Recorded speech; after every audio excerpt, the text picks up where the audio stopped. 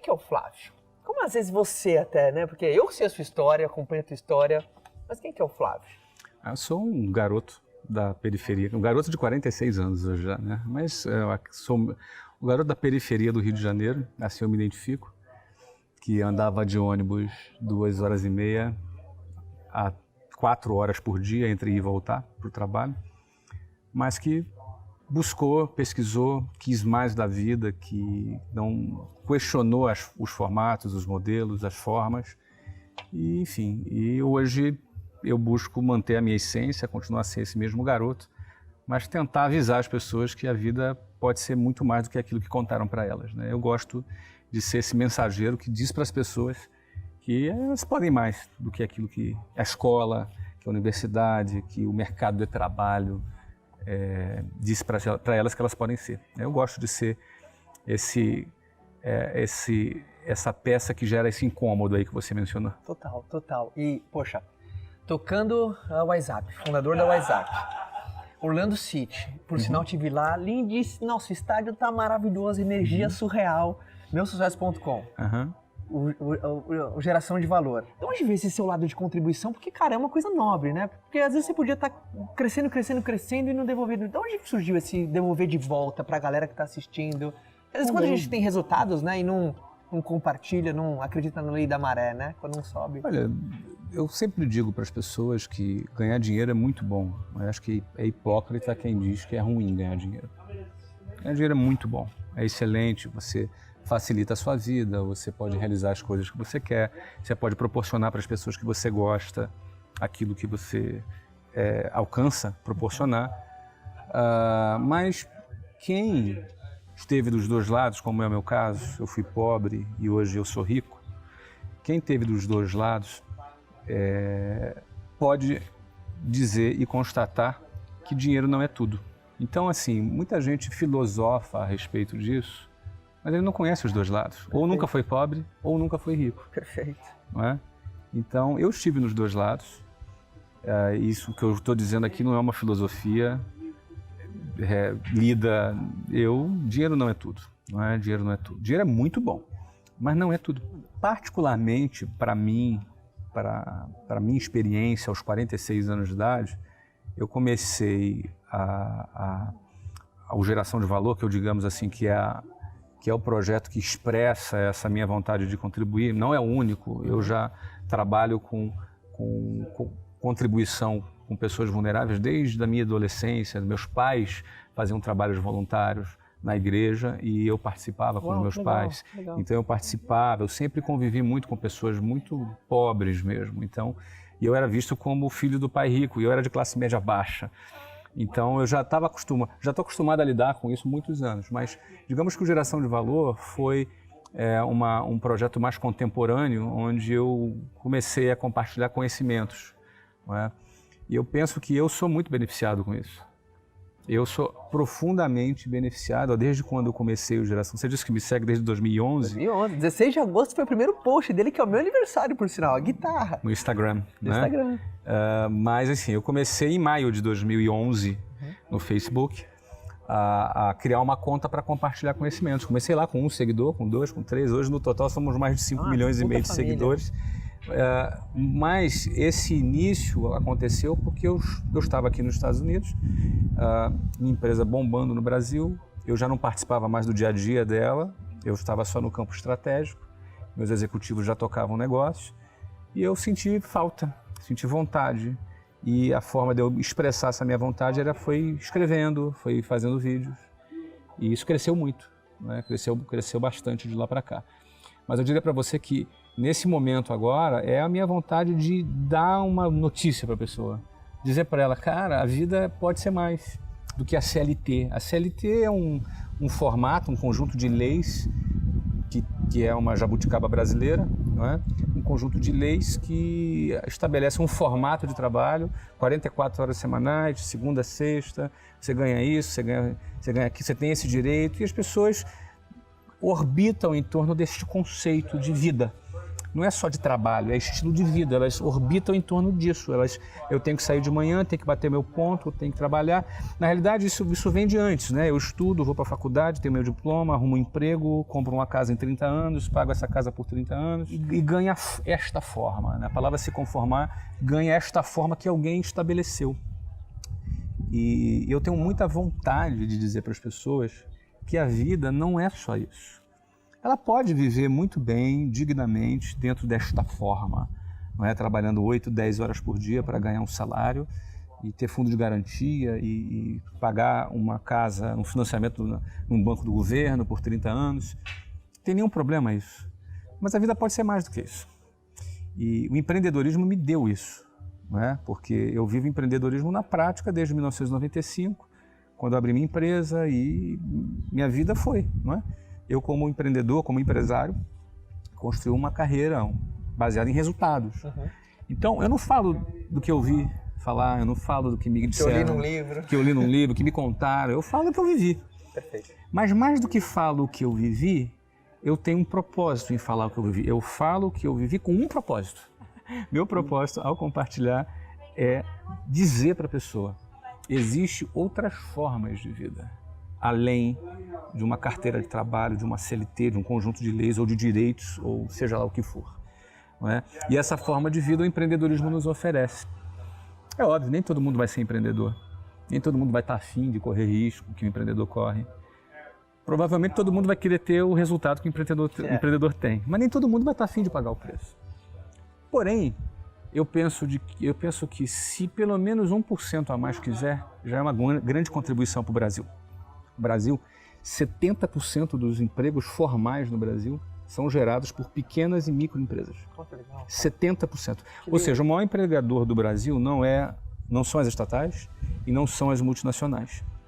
Ou seja, se o pequeno, e o que eu estou falando é o seguinte, o pequeno e microempreendedor, quem é? É o dono da padaria, é o dono da escola, é o cara da lanchonete, é o cara de uma confecção, que compra uma franquia de uma determinada marca. Esse é o pequeno e microempreendedor.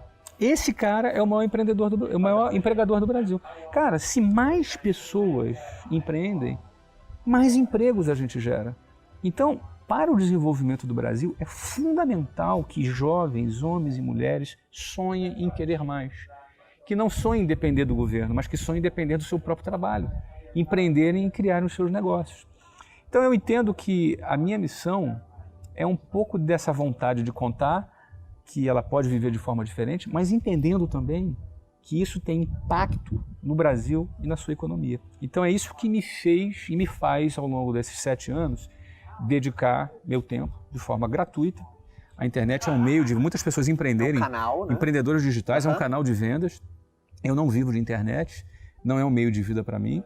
Ao contrário, eu tenho as minhas empresas, aqui eu dou meu tempo, mas isso tem um propósito, né? E eu me sinto muito recompensado quando, por exemplo, e eu recebo muitas desse tipo, pessoas que mandam para mim o seu depoimento dizendo que, baseado nas informações, no estímulo, na motivação que a gente deu, que abriu o seu negócio, tem 2 filiais, 3, que está empregando 50 pessoas, que ganha tantos milhões por ano.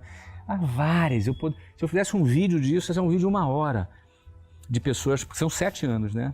E detalhe, isso não é um projeto que tu tem resultado imediato em 1 mês. São 7 anos. Não é? 7 anos. Então você tem aí, eu já tenho um acervo. Eu sempre me convenci que se apenas uma pessoa entendesse, já valia a pena. Você é um cara muito de gente, você é muito de contato, você é um cara que é muito legal estar do lado. E isso sempre te acompanhou muito. Sim. Né? A tua parte... Porque eu venho de vendas, né? É eu isso sou um cara que eu queria de vendas. chegar. E pra quem tá assistindo em casa, não importa se o cara é empreendedor, se não, porque as pessoas estereotipam o vendedor como, né, às vezes o chato, isso e aquilo, mas não tem noção que a principal habilidade para alguém que rompe um padrão, sabe, é a habilidade da venda, de transferência de emoção, de passar a sua visão. Cara, como é essa habilidade? Então, no primeiro lugar é o seguinte, venda é uma das profissões mais subestimadas do mundo. Uma mãe, quando vai procurar emprego para um filho e pede para um amigo, para arrumar um emprego, meu filho, pode ser qualquer coisa, até vendedor. Então, só que vamos analisar o seguinte, se o McDonald's não vender, ele quebra. Verdade. Se a Fiat não vender, ela quebra. Se a Apple não vender iPhone, ela quebra. Venda é uma das atividades mais importantes do mercado.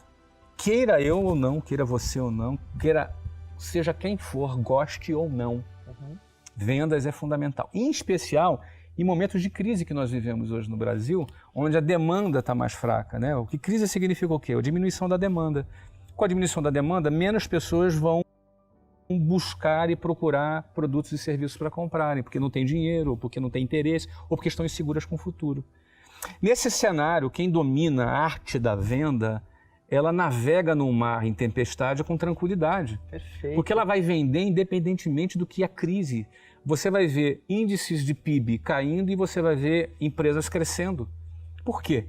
Porque a força de vendas é movida por um combustível.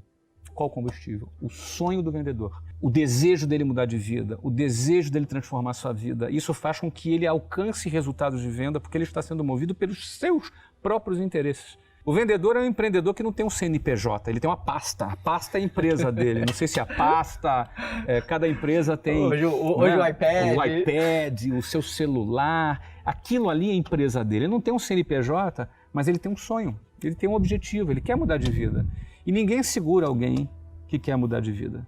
Ele só precisa de um instrumento. Esse instrumento pode ser um emprego momentâneo, pode ser um marketing multinível, pode ser uma empresa.